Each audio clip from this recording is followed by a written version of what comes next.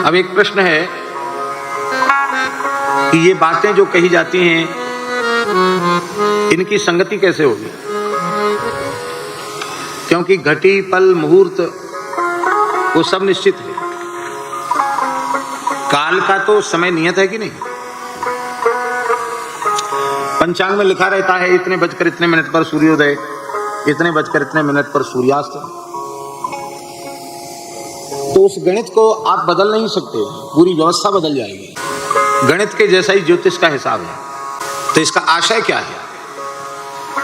इसका आशय यही है कि एक दिन के सूर्योदय सूर्यास्त के मध्य भगवान की अचिंत्य शक्ति योग माया ने एक महीने का समय स्थापित कर दिया, इसलिए वो व्यवस्था बिगड़ती नहीं है। 4 याम का दिन होता है और 4 याम की रात्रि होती है।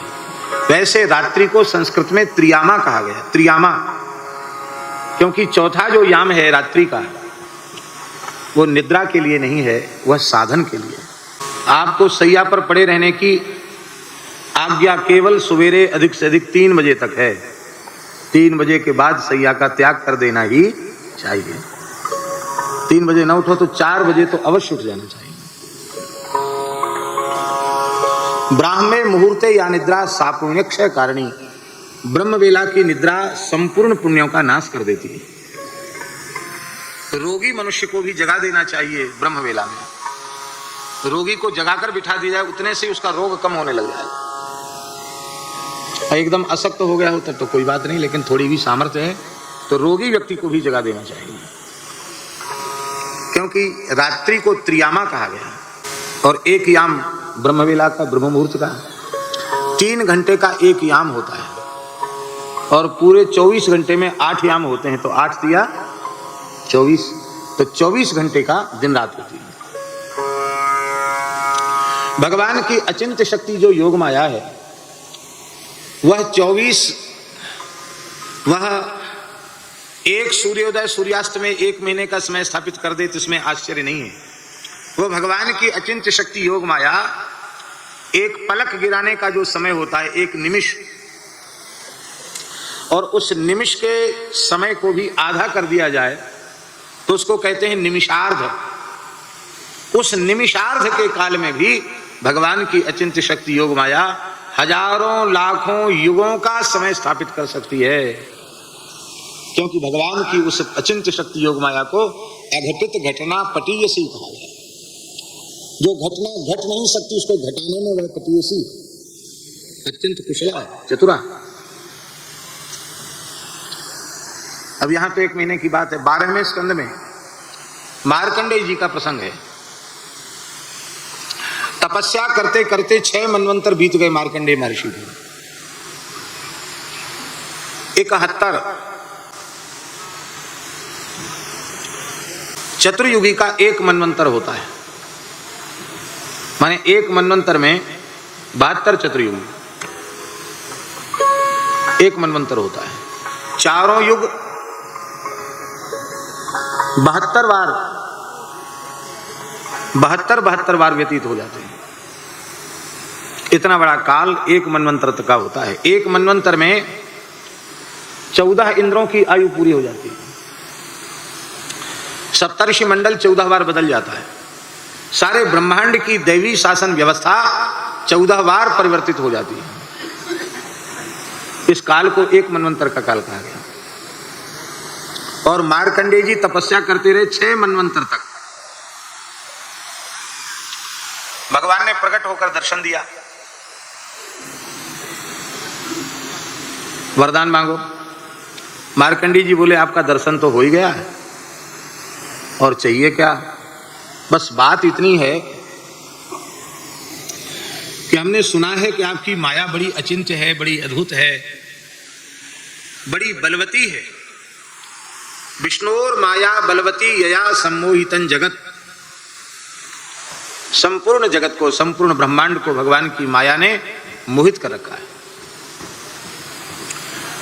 तो आपकी माया का अनुभव हमको नहीं हुआ, आप अपनी माया का दर्शन कराइए। भगवान मन ही मन हंसने लगे कि लोग हमारी माया से बचने के लिए मेरी शरणागति ग्रहण करते हैं माम एव ये प्रपद्यन्ते माया मेताम तरन्ति ते। और ये ऐसे विलक्षण ऋषि हैं जो 6 मनवंतर तक तपस्या करने के बाद मेरी माया का दर्शन करना चाहते हैं। भगवान बोले एवमस्तु। एक दिन मार्कंडेय महर्षि अपनी अग्निहोत्रशाला में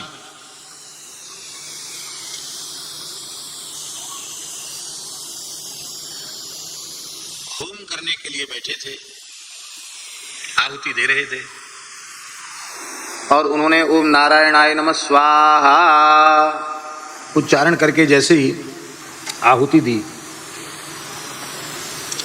देखो अग्नि जो है ना वो देवताओं का मुख है। भगवान के मुख से अग्नि उत्पन्न है, मुखात अग्नि अजायत। देवताओं का मुख होने के कारण अग्नि में ही आहुति दी जाती है, और जिस देवता का स्मरण करके आहुति दी जाती है उस देवता तक आहुति पहुंच जाती है। इसलिए धुआं जिस अग्नि में उठ रहा हो, पूरी तरह जो अग्नि चैतन्य न हो, उस अग्नि में आहुति देना शास्त्र हमारे ग्रंथों में अनेक प्रकार के दोष बताए गए हैं। आहुति देते देते साकल्य का पिंड इकट्ठा हो जाए तो अमुक दोष, धुआं में आहुति देने से अमुक प्रकार का दोष। यजमान और होता दोनों ही दृष्टिहीन हो जाते, अंधे हो जाते हैं, धुआं में आहुति नहीं दी जाती। इसलिए शास्त्रों में लिखा है समिद्धतम एक नौ झुर्यात, प्रचंड अग्नि में आहुति देना चाहिए, खूब प्रज्वलित हो, निर्धूम प्रचंड अग्नि उसमें आहुति देना चाहिए। ये बात हम इसलिए कह रहे हैं कि महर्षि मार्कंडेय जी ने प्रज्वलित अग्नि में आहुति दी, और खूब प्रज्वलित प्रचंड अग्नि में आहुति के जलने में कितना समय लगता है। प्रज्वलित अग्नि में साकल्य छोड़ते ही भस्म हो जाता है, 1 मिनट तो बहुत होता है, 1 सेकंड भी नहीं लगता। और मार्कंडेय जी ने जो आहुति दी थी वो भी जल नहीं पाई थी पूरी। इसी बीच में उनको अनुभव हुआ कि हाथी की सूंड जैसी मोटी मोटी जल की धाराएं आकाश से गिर रही हैं। देखते देखते भूरलोक, भंवरलोक, स्वर्गलोक सब जल ही जल हो गया, कुछ सृष्टि में नहीं बचा, महाप्रलय हो गया। अब वो बेचारे एकार्णव के जल में इधर से उधर थपेड़ों में भटक रहे हैं। उनको लगा लाखों करोड़ों वर्ष हो गया, न जाने कितने युग बीत गए, ऐसा लगा उनको। कभी किसी जल जंतु के पेट में चले जाते हैं, फिर उसके मुख से बाहर आ जाते हैं। अंत में बहुत व्यथित हो गए, बोले अब हमारी रक्षा कैसे हो। बहुत विकल होकर उन्होंने भगवान की मन ही मन शरण ग्रहण की, तो उन्हें एक बट के पत्ते पर एक बालक तैरता हुआ दिखाई पड़ा। उन्हें और अधिक आश्चर्य हुआ कि बट के पत्ते पर, कितना बड़ा होता बट का पत्ता, और उस पर बालक कितना छोटा होगा। इतना छोटा बालक बैठा है, लेटा है, और अपने करार विंद से अपने दक्षिण चरणार विंद को लेकर अंगूठे को अपने मुंह में डालकर चूस रहा है। करार विंदेन पदार विंदम मुखार विंदे विनिवेशयंतम बटस्य पत्रस्य पुटे शयानम बालम मुकुंदम मनसा स्मरामि। बाल मुकुंद का दर्शन हुआ, ये सब नष्ट हो गए, ये कैसे बच गया। ये हो ना हो, ये परब्रह्म परमात्मा ही है। ऐसा जब उनका भाव हुआ, वो बालक खिलखिलाकर हंसा। मार्कंडेय जी उसके मुख में चले गए। न जाने कितने ब्रह्मांडों में विचरते रहे उसके पेट में जाकर। अपने आश्रम में भी हजारों साल रहे, फिर भगवान हंसे तो बाहर आ गए।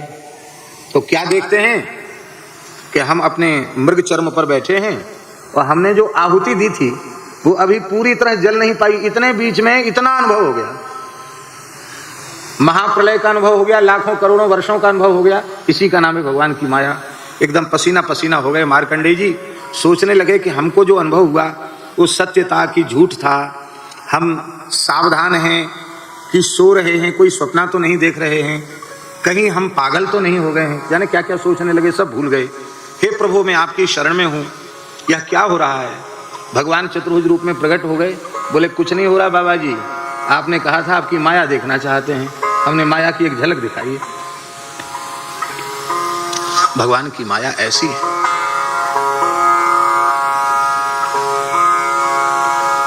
अभी तो आपको 1 महीने में समस्या आ रही है। अभी रास पंचाध्यायी का वर्णन होगा। ब्रह्मा जी की रात्रि के प्रमाण से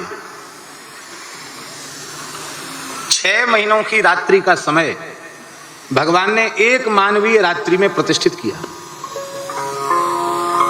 अब भगवान केवल मानवीय वर्षों से 125 वर्ष का समय लेकर धरती पर आए लीला करने, और ब्रह्मा जी की आयु के प्रमाण से ब्रह्मा जी की रात्रि नहीं, ब्रह्मा जी के 6 महीनों की रात्रि का समय एक रात्रि में प्रतिष्ठित किया गया। यह है भगवान की योग माया। इसलिए रासपंचाध्यायी के आरंभ में भगवान पिता रात्रि शरदोत्फुल्ल मल्लिका वीक्षरन्तुम मनश्चक्रे योग माया उपाश्रिता, योग मायाम उपाश्रिता, योग माया का आश्रय लेकर भगवान लीला कर। ब्रह्मा जी की रात्रि कितनी बड़ी होती है? पहले ब्रह्मा जी के दिन का हिसाब समझ लो। श्रीमद् भगवद गीता में भगवान स्वयं अर्जुन को बतला रहे हैं, सहस्र युग पर्यंतम अहर्यद ब्रह्मणो विदुः। 1 सहस्र चतुर्युगी का ब्रह्मा जी का एक दिन होता है। ब्रह्मा जी के एक दिन में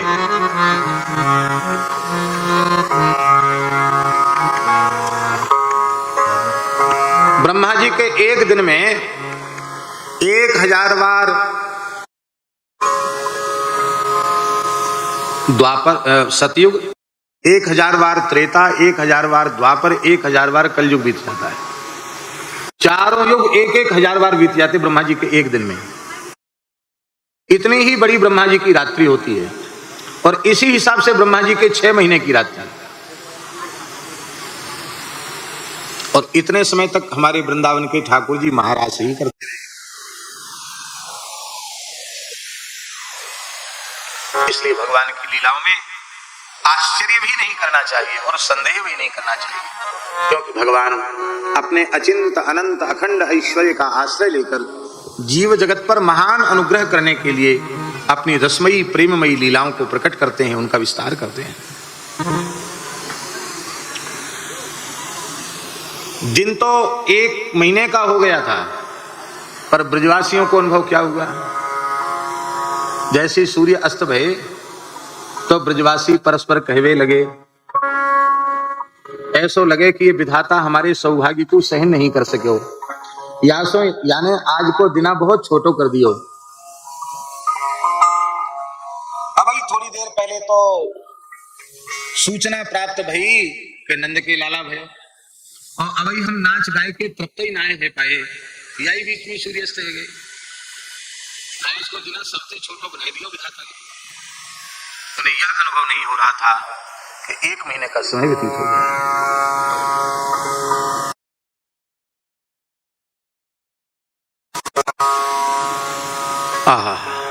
कंस का वार्षिक कर चुकाने नंद बाबा मथुरा पधारे, वार्षिक कर चुकाया, वसुदेव जी से मिले, और वसुदेव जी ने आशंका व्यक्त की कि कंस की योजनाएं अच्छी नहीं हैं, बालकों का जीवन संकटग्रस्त हो सकता है।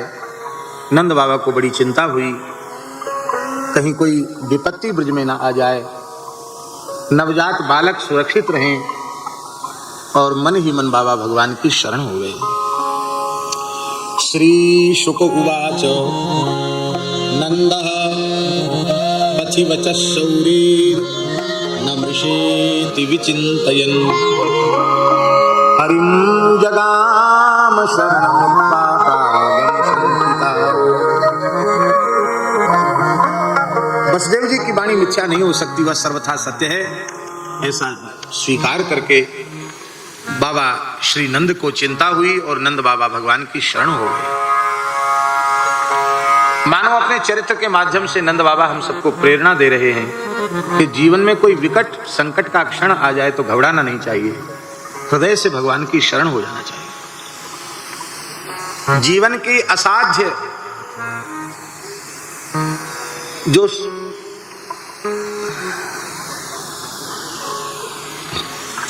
समस्याएं, जिन समस्याओं का समाधान हमारी बुद्धि खोज नहीं सकती, ऐसे लगता कि तो समाधान संभव ही नहीं है, ऐसे असाध्य संकट भी भगवान के शरण होते ही समाप्त हो जाते हैं।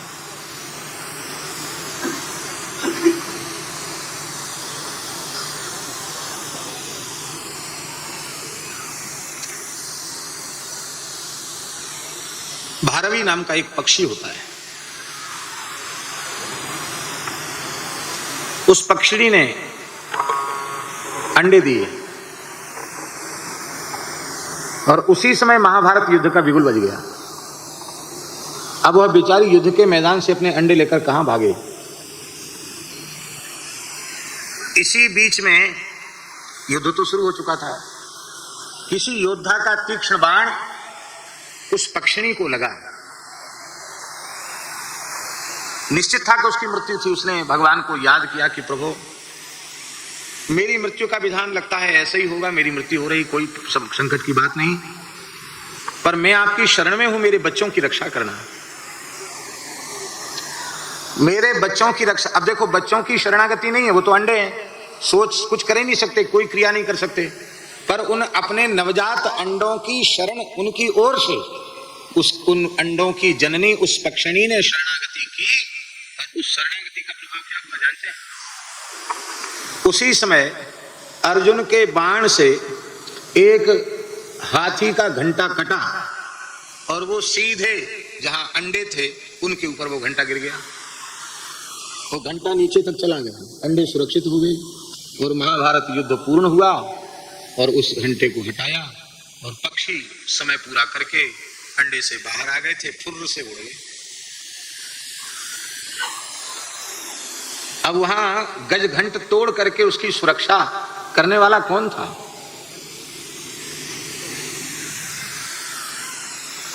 भगवान की शरणागति की इतनी महिमा है। शरणागत की तो रक्षा भगवान करते हैं, शरणागत के कुटुंब की रक्षा करते हैं। प्रणत कुटुंब पाल रघुराई, शरणागत के कुटुंब की रक्षा भगवान करते हैं। पूरी लंका में एक विभीषण शरणागत था, केवल एक विभीषण जी शरणागत थे, बाकी सब विमुक्त थे। पर उन एक विभीषण जी के संबंध से हमारे श्री ठाकुर जी करुणामय भगवान, उन्होंने लंका के राक्षसों के दुष्कर्म नहीं देखे, उनके आचरण कदाचरण नहीं देखे, उन पर भी भगवान कृपा बरसाते रहे। उस लंका में भी रहने वाले राक्षसों की सुख समृद्धि में कोई कमी नहीं थी। इस सुख समृद्धि का कारण क्या था? भगवान के एक शरणागत भक्त का निवास लंका में था। और जब भगवान के शरणागत भक्त को लात मार के वहां से भगाया गया, उसका परिणाम क्या हुआ? रावण जब ही विभीषण त्यागा, रावण जब ही विभीषण त्यागा, दयु विभव बिन तवहि अभागा, दयु विभव बिन तवहि अभागा। राम सत्य संकल्प प्रभु सभा काल बसितो, मैं रघुवीर शरण जाम देव, अस कहि कला विभीषण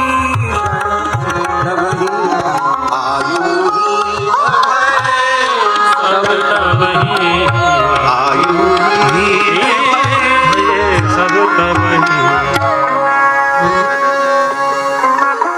इस संपूर्ण ब्रह्मांड का, संपूर्ण सृष्टि का पोषण भगवान के द्वारा केवल शरणागत भक्तों के नाते से ही हो रहा है। विमुख जीवकों के अपकर्मों को भगवान देखें तो ये जो सूर्य चंद्र का प्रकाश, पृथ्वी का आश्रय, अन्न जल जो कुछ मिल रहा है, ये कुछ भी न मिले।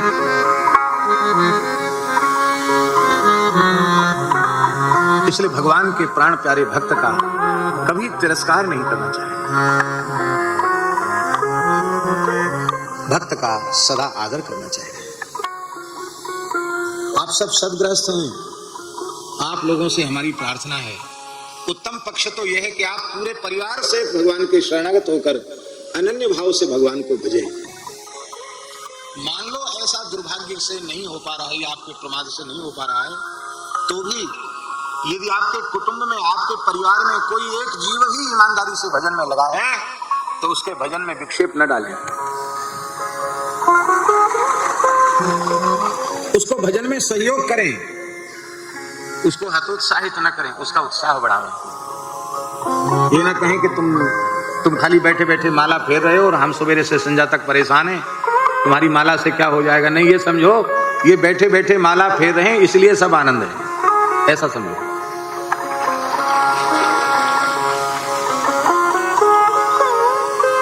गांव का नाम नहीं लेंगे, बुंदेलखंड के ही एक छोटे गांव की, छोटा गांव नहीं बड़ा ही गांव है, उस गांव की घटना है। एक ब्राह्मण परिवार में हमारे पूज्य गुरुदेव भक्तमाली जी महाराज पधारे, हम भी थे साथ में। तो वे लोग बोले, जिझोतिया ब्राह्मण थे वो लोग, सब बोले महाराज क्या करें, बड़ी दुख की बात है, क्या समस्या है। बोले हमारा ये अमुक लड़का है, एकदम पता नहीं नास्तिक जैसा है, न पूजा पाठ किसी चीज में रुचि नहीं है, न कोई साधु संत में श्रद्धा, न सत्संग में श्रद्धा, न किसी देवी देवता में रुचि है। पूजा पाठ के नाम पे 2 मिनट भी नहीं बैठता।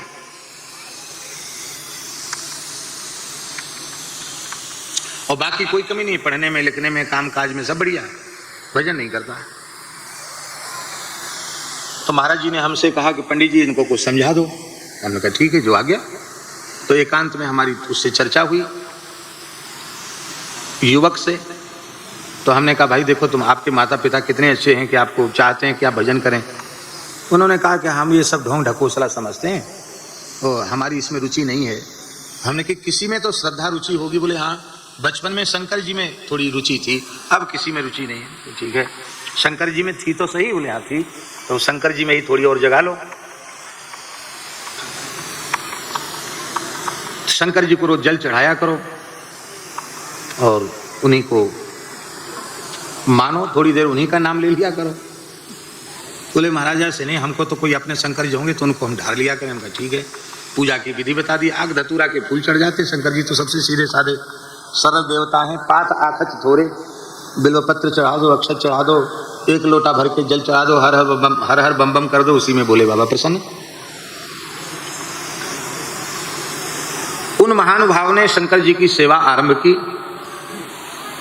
और इतनी भक्ति बढ़ गई शंकर जी में कि कई कई घंटे सेवा करने लगे।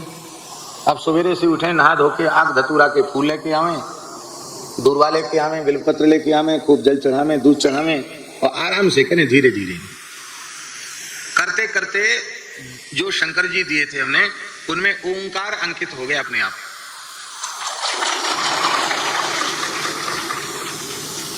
नर्मदेश्वर शंकर जी दिए थे, उसमें प्रणव अंकित हो गया। अभी साल भर नहीं बीती इसी बीच में, और महाराज जी फिर पहुंचे उसी घर में, उसी गांव में। फिर उन लोगों ने समस्या रख दी। बोले महाराज बताओ, घर में सबसे बड़े हैं और नहा धो के और कोई काम धंधा ही नहीं। बोले तो धतूरे के फूल ढूंढत, सवेरे से उठ के धतूरे के फूल ढूंढत, यहाँ की भाषा में धतूरे के फूल खोजते हैं। बस दिन भर इनका भोले बाबा भोले बाबा। आज वहां दर्शन करने जाना, कल वहां दर्शन करने जाना। महाराज जी बोले देखो, पहले समस्या थी कि जब भजन नहीं करते हैं, अब थोड़ा बहुत लगे हैं तो फिर आपको समस्या हो रही है, कोई बात नहीं, विक्षेप मत करो। महाराज जी ने तो यही समझाया। संसार की स्थिति ऐसी है,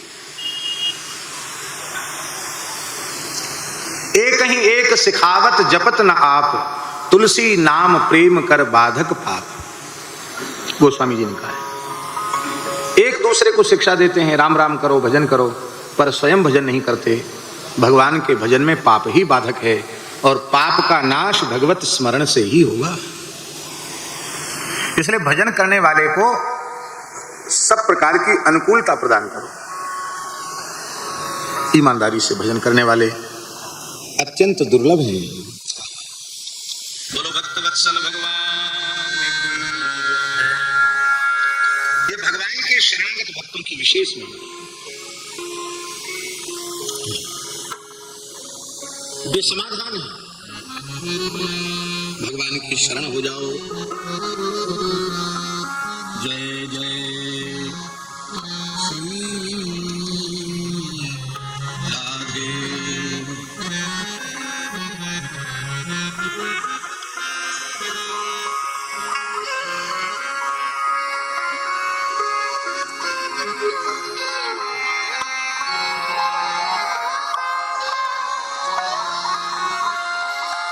श्री राम जय जय राम, श्री राम जय राम,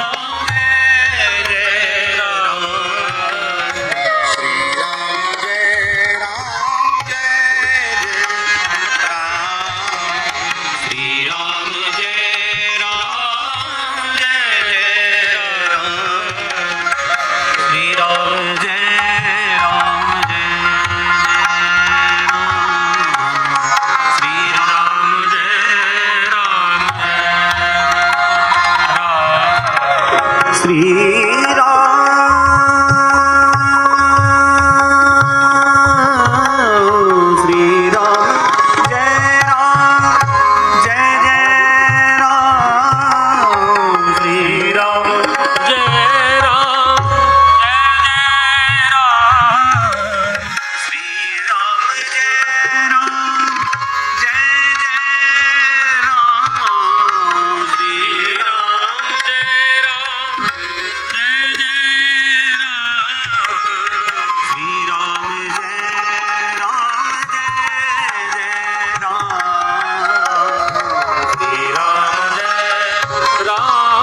राम जय राम, श्री राम जय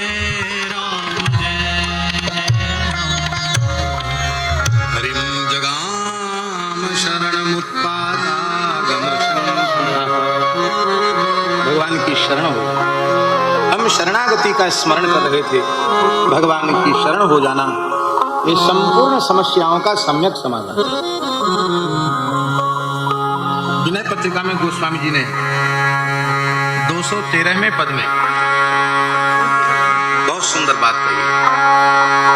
जिसने भगवान की शरण ग्रहण की वो सारे संकट ऐसे ही थे कि जिनका समाधान किसी भी प्रकार से संभव नहीं था, सब असंभव थे। लेकिन भगवान की शरण ग्रहण करते ही तत्काल संभव ही नहीं हुए, उन असाध्य संकटों का तत्काल समाधान हो गया।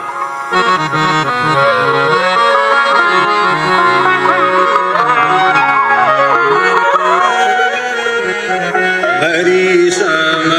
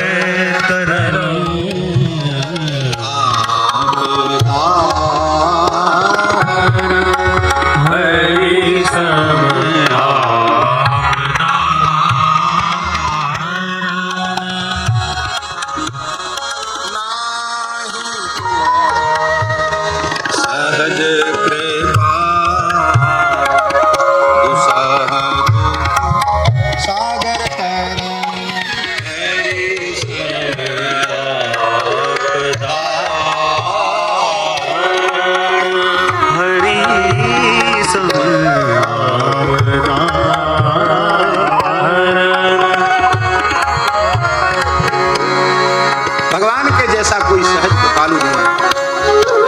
दुसह दुख के समुद्र से पार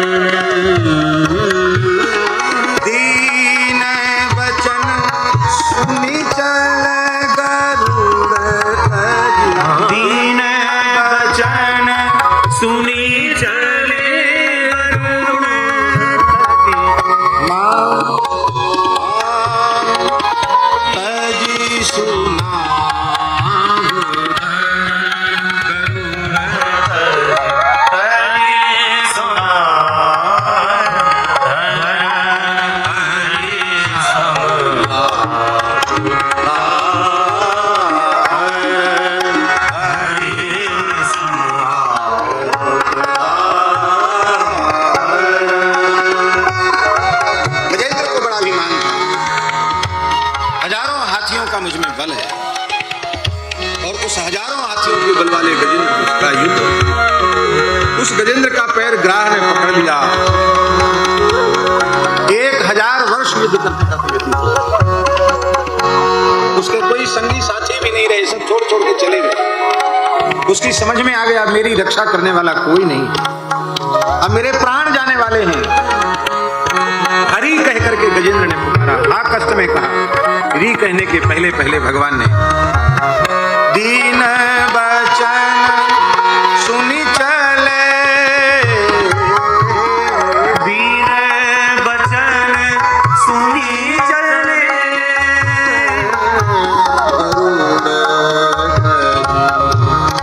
अजी सुनाव,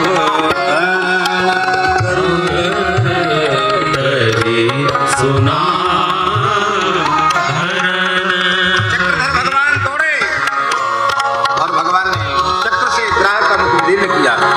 गजेंद्र की सूर पकड़कर उसको बाहर निकाला। शरण ग्रहण करते ही तत्काल समाधान हो गया। दूसरा उदाहरण, द्रौपदी की सारी कौरवों की सभा में खींची जा रही है।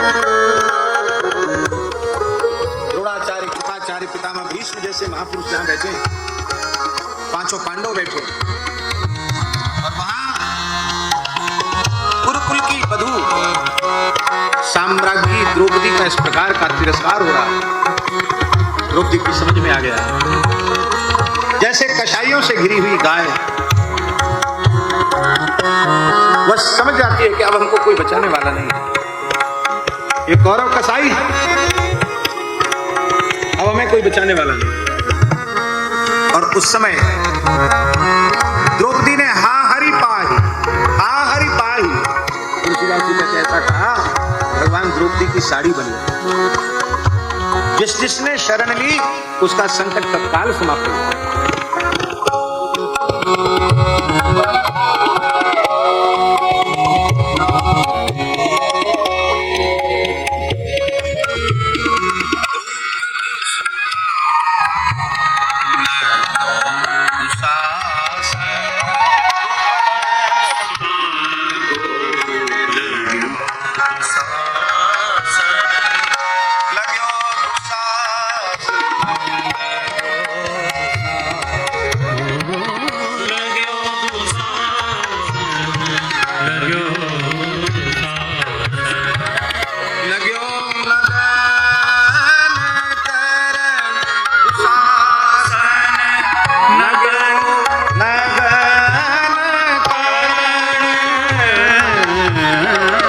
हरि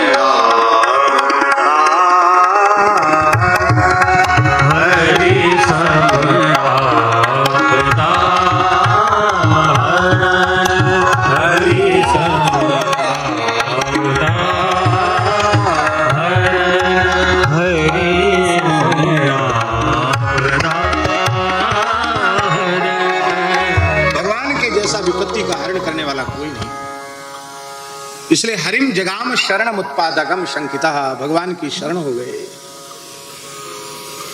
भगवान की शरणागति संपूर्ण समाधान है, सम्यक समाधान है। इसलिए कभी भी जीवन में विपरीत क्षण आवे तो भगवान की शरण हो जाना, भगवान का आश्रय ले।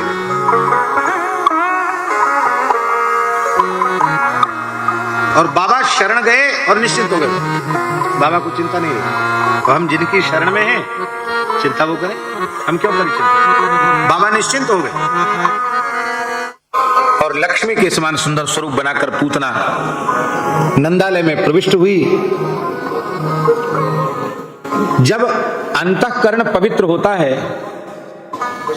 तो दृष्टि पवित्र हो जाती है, और जब दृष्टि पवित्र हो जाती है तो सृष्टि भी पवित्र हो जाती है।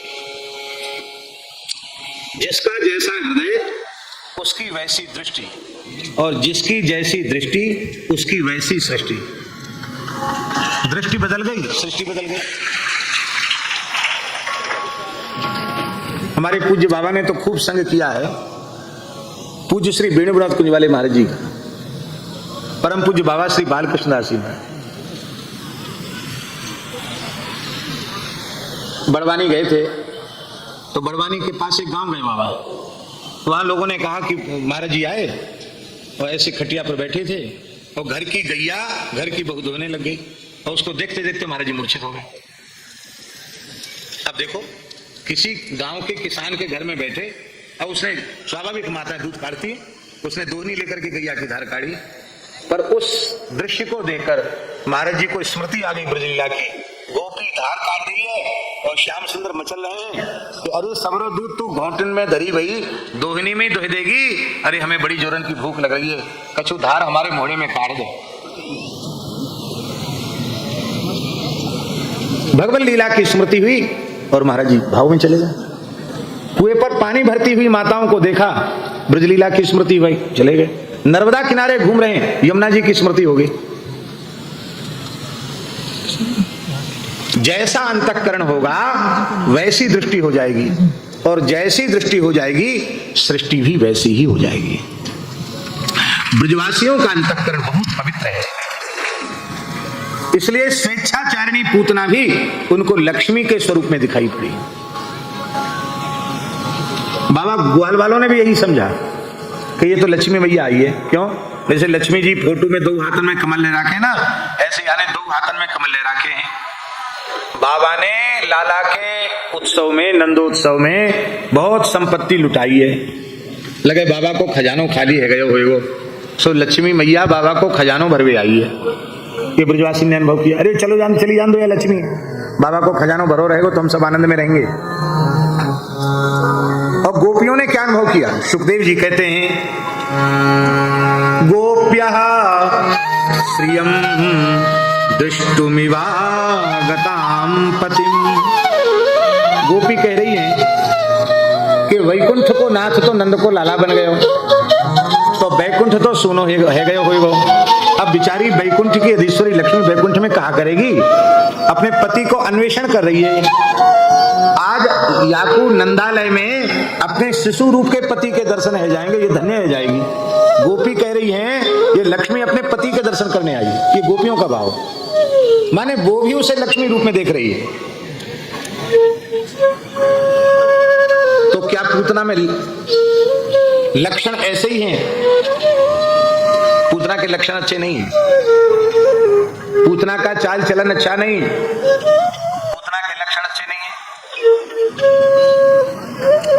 लक्षणों से व्यक्तित्व का अनुमान हो जाता है। पूतना के लक्षण कैसे हैं? सुखदेव जी वर्णन कर रहे हैं। ताम केशबंधक्ष्यति शब्दमल्लिकाम बृहन्नितंबस्तन कृच्छ्रमध्यमाम सुवाससं कंपित कर्णभूषणत्रिशूलसत् कुन्तलमण्डिताननाम् बल्गुस्मितापांग विसर्ग विक्षितैर् मनोरम भजऊ कसाम असम्मताम्भोज करेण रूपिणीम गोप्यः श्रियं दृष्टु विवागतां पतिम। पूतना का श्रृंगार कैसा विलक्षण था। उसने बेणी नहीं गूंथ रखी थी, उसने बालों को घुमा करके उसका बड़ा जूड़ा बना रखा था, उसमें मालती के फूल गूंथ रखे थे। देखो, हमारी भारतीय सनातन प्राचीन संस्कृति के अनुसार माताओं को वेणी गूंथना चाहिए। क्या करना चाहिए? वेणी, चुटिया गूंथबो। अब नई पढ़ी लिखी माताएं बहनें वो तो चुटी गूंथना ही शायद न जानती हो। बड़ी बड़ी माताएं बैठी हैं, आज के 40-50 साल पहले किसी मैया को जूड़ा बांधे देखा तुमने? ऐसे ऐसे करके रिबन डाल करके उससे, और बड़े बढ़िया कलाकारी के महाराज दो आओ, अरे इधर इधर विराज, इधर आज हमारे बाल शुक्र जी पधारे हैं, बड़ी प्रसन्नता की बात है। गोपेश जी आइए। ये तो श्रीमद् भागवत के विश्व प्रसिद्ध वक्ता है, पूरी दुनिया में श्रीमद् भागवत जी की कथा और अन्य पुराणों की भी कथा करते हैं, बहुत अच्छे वक्ता हैं। विराज यहाँ, विराज यहाँ आ जाए। वाह, विराज जय।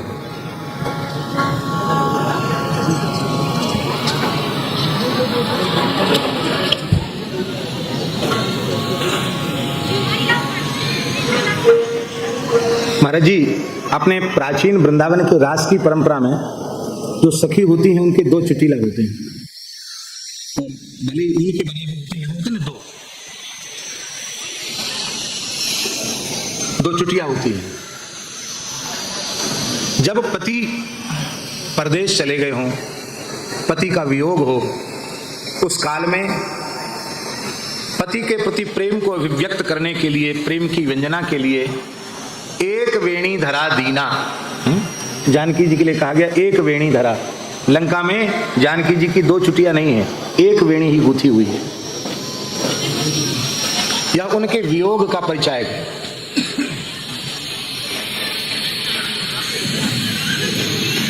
हमारे ब्रज में हमारे महाराज जी कहते, पंडित गौड़ जी कहते थे, गिरिराज जी के बाबा बड़े विद्वान थे, पुरानी बात है, 50 साल पुरानी बात होगी। पंडित गौड़ जी, श्री रामनाथ जी गौड़, बहुत अच्छे विद्वान थे, ब्रज के ब्रजवासी थे और संस्कृत, उर्दू, अंग्रेजी, बंगला, कई भाषाओं के अच्छे ज्ञाता थे और अच्छे विद्वान थे, संस्कृत के विद्वान थे। तो कथा एकदम विशुद्ध ब्रजवासी जैसी कहते। तो सुदामा जी के प्रसंग में वो कहते, अरे सुशीला तेरे दो दो चुटीला। मैंने कहा तो घर में ये हालत थी कि कंघी थी ही नहीं कि तू एक भी चुटीला बनाए सके, और दो दो चुटीला तेने गूंथ रखे। आज तक समृद्धि घर में कहां से आएगी? तो चोटी गूंथने की परंपरा, किंतु जूड़ा बांधने की परंपरा बिना बाल, हाँ गूंथ करके जूड़ा बना दे बात अलग है, पर बिना गूंथे केवल बालों को इकट्ठा करके जूड़ा बनाना ये भारतीय परंपरा नहीं है, ये पाश्चात्य संस्कृति है, आसुरी परंपरा है।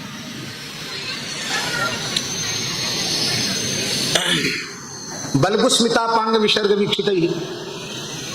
कोई भी अच्छे कुल खानदान की बहू बेटी अज्ञात अपरिचित नगर में, गांव में, किसी अपरिचित पुरुषों के समुदाय में वो देख नहीं सकती, हंस नहीं सकती, बोल नहीं सकती, पर ये तो राजमार्ग पर इठलाती हुई, नाचती हुई सी चल रही थी। कभी किसी को देखकर मुस्कुरा देती, कभी किसी को देखकर मुस्कुरा देती। वर्तमान समय में तो अच्छे घर की बहू बेटियां भी ब्याह बारात में नाचते हुए चलती हैं, जो कि भारतीय संस्कृति के लिए लज्जा की बात है। इसी बुंदेलखंड की बात हम बता रहे हैं। हमने गांव में देखा कि सयानी अवस्था की जो कन्याएं होती थी उनको भी बारात में नहीं जाने देते थे। अब पुरुषों से अधिक स्त्रियां बारात में जाती है। अब पुरुष शायद कम नाचते होंगे, स्त्रियां ज्यादा नाचती हैं। एकदम दृश्य ही बदल गया। कुलांगना निर्लज्ज हो गई तो कुल की परंपरा नष्ट हो जाती है। तो ये गोकुल में, गांव में, नगर में नाचते हुए चल रही है। और अज्ञात अपरिचित लोगों की ओर देखकर हंस रही है, मुस्कुरा रही है, इससे सिद्ध हो गया ये कोई अच्छे कुल खानदान की बहू बेटी नहीं है, ये स्वैरिणी स्वेच्छाचारिणी पूतना है, ये कोई आसुरी संस्कृति वाली है, ये दैवी संस्कृति वाली नहीं है। लेकिन ब्रजवासियों के अंतःकरण इतने शुद्ध हैं, इतने निर्मल हैं कि उन्हें अशुद्धि भी अशुद्धि के रूप में ही दिखाई पड़ती। उनकी दृष्टि में युगलवर श्यामा श्याम ऐसे समाहित हैं कि पूतना जैसी स्त्री भी उनको लक्ष्मी के स्वरूप में दिखाई पड़ती है। बिना किसी रोक टोक के उसने महल में प्रवेश किया। कथा बहुत लंबी है, हम वैसे भी बहुत पीछे चल रहे हैं। आज छठा दिन है, छठा दिन तो है ना। तो बालकृष्ण को जो पौड़े भय हैं उनको उठा लिया। बालकृष्ण ने इसको देखा तो भगवान ने अपने नेत्र बंद कर लिए। नेत्र बंद करने के बहुत से भाव हैं, उन सभी भावों को हम प्रणाम करते हैं। बालक किसी अपरिचित अज्ञात व्यक्ति को देखकर सम जाता है और आंख बंद कर लेता है, इसमें कोई बहुत बड़ी बात नहीं है। भगवान ने आंख बंद कर ली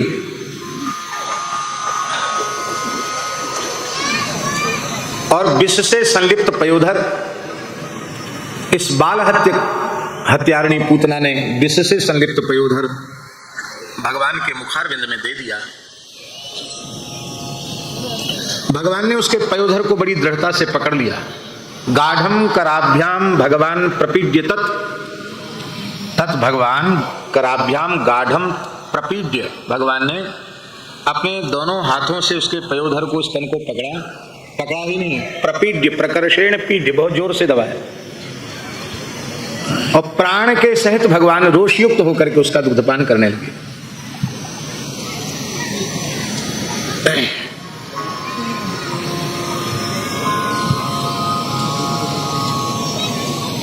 गाढ़म तो इसलिए सुखदेव जी ने कहा कि भगवान की पकड़ बहुत मजबूत है।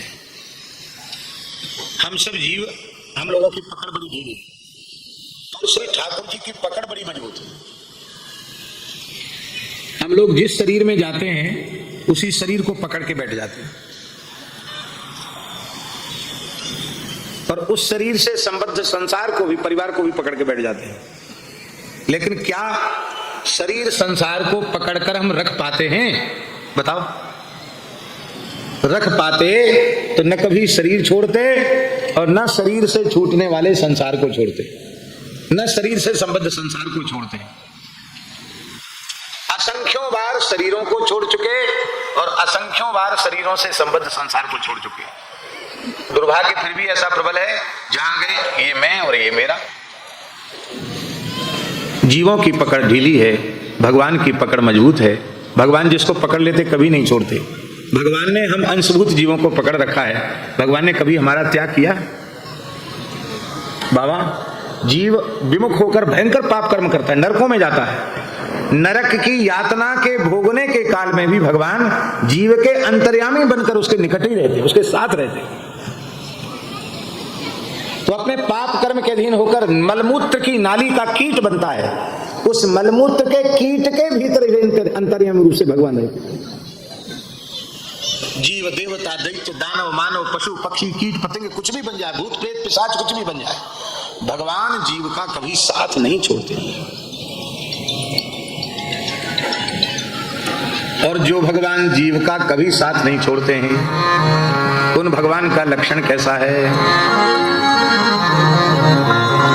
सो आनंद सिंधु सुख राशि, सो आनंद सिंधु सुख राशि, सो आनंद सिंधु सुख राशि,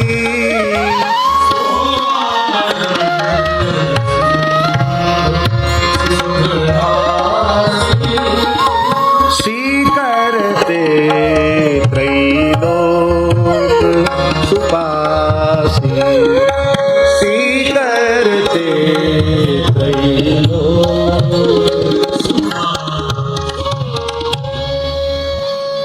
और ऐसे भगवान निरंतर निकट रहते हैं, फिर भी जीव दुख रहित नहीं हो पाता, फिर भी दुखी है। कारण क्या है? अस प्रभु अछत हृदय अविकार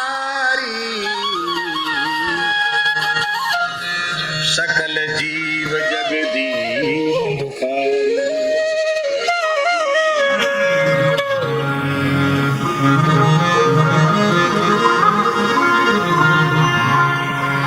वे सच्चिदानंद घन सुख सागर भगवान हमारे अंतःकरण में विराजमान है, यह अनुभव जीव नहीं कर पाता है, इसलिए दुखी। अस प्रभु अछत हृदय अविकारी,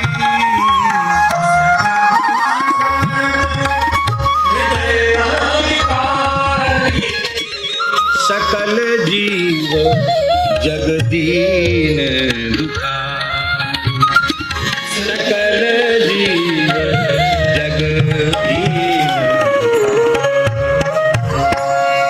इसी को गोस्वामी जी ने विनय पत्रिका में कहा, आनंद सिंधु मध्य तब वासा, आनंद सिंधु मध्य तब वासा, बिनु जाने कसी मरसी दिया, बिनु जाने कसी मरसी दिया।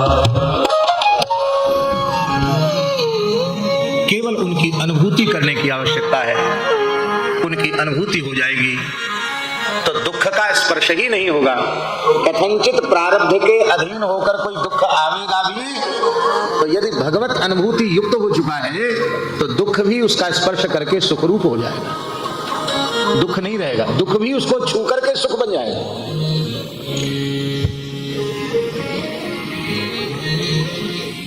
भगवान के भक्त दुख में दुख कहां मानते हैं। एक श्री गुरु नानक देव जी का एक पद है, बहुत सुंदर पद है, स्मरण आ गया तो उसको बोल देते हैं।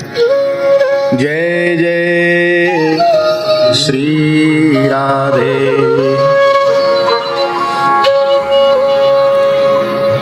जो नर दुख में दुख नहीं माने, जो नर दुख में दुख नहीं। क्यों? आनंद घन भगवान की अनुभूति हो गई तो दुख में दुख क्यों माने। जो नर दुख में दुख नहीं माने,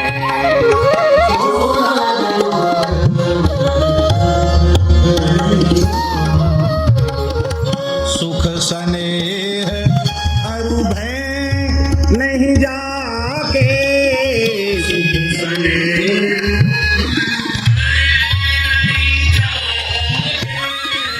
कंचन माटी जाने, कंचन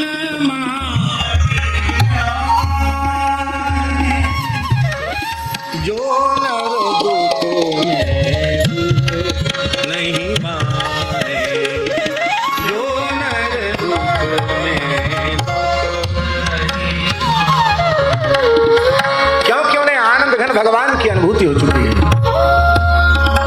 फिर संसार का कोई भी पीड़ादायक कर्म उनको पीड़ा नहीं पहुंचा सकता। नहीं निंदा नहीं स्तुति जाके, नहीं निंदा स्तुति जाके, लोभ मोह अभिमाना, लोभ मोह अभिमाना, हरस शोक ते रहे नियारो, हरस शोक ते रहे नियारो, नाही मानव माना, नाही मानव अपमाना, जो नर दुख में दुख नहीं माने, जो नर दुख में दुख नहीं माने। भगवत तत्व की अपरोक्षानुभूति से संपन्न महात्माओं का ऐसा जीवन बन जाता है, ऐसा स्वभाव बन जाता है। आशा मन सा सकल त्याग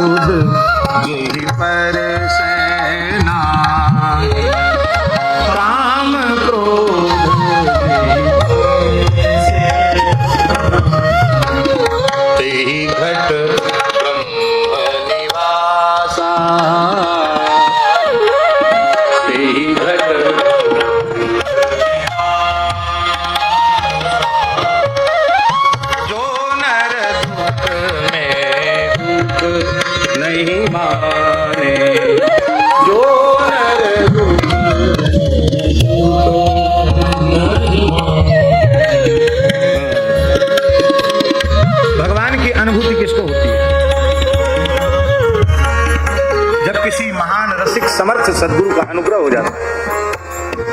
भगवत तत्व की अनुभूति से संपन्न महात्मा की कृपा हो जाती है। गुरु कृपा जेहि नर पे कीन्ही, गुरु कृपा जेहि नर पे कीन्ही, तिन यह जुगति पिछानी, तिन यह जुगति पिछानी, नानक लीन भयो गोविंद सो, नानक लीन भयो ज्यों पानी संग पानी, ज्यों पानी संग पानी, जो नर दुख में दुख नहीं माने, जो नर दुख में दुख नहीं, जो नर दुख में सुख स्नेह भय नहीं जाके, कंचन माटन जाई,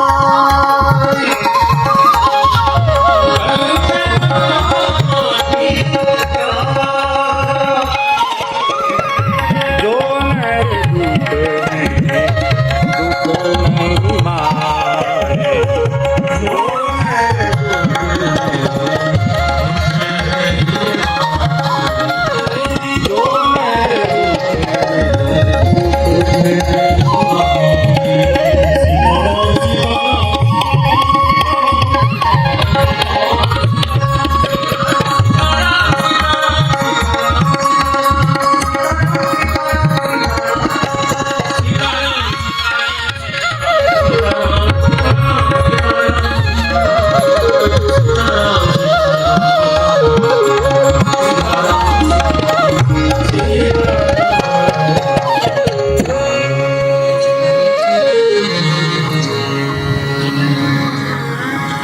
भगवान ने हमको कभी छोड़ा नहीं।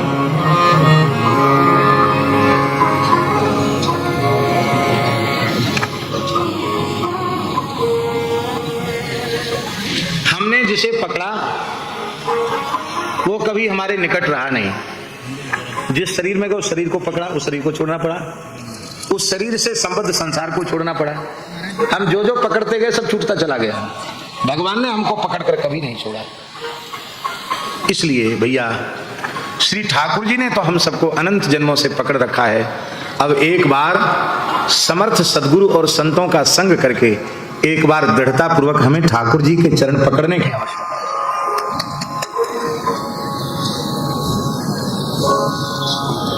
महाराज जी प्रहलाद जी के चरित्र में लिखा है, प्रहलाद जी संसार की सभी क्रियाएं करते हैं।